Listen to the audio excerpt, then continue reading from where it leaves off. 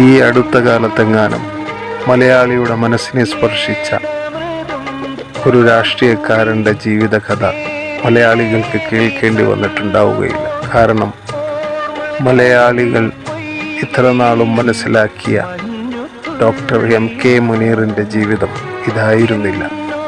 മുൻ മുഖ്യമന്ത്രിയുടെ മകൻ, മന്ത്രിസ്ഥാനം വഹിച്ചിട്ടുണ്ട്, MLA സ്ഥാനം വഹിച്ചിട്ടുണ്ട്, ഡോക്ടറാണ്, എഴുത്തുകാരനാണ്, ചാനൽ നടത്തിയിരുന്ന ഒരു വ്യക്തിയാണ്, ഒരു ഹോസ്പിറ്റൽ നടത്തുന്ന ഒരാളാണ്.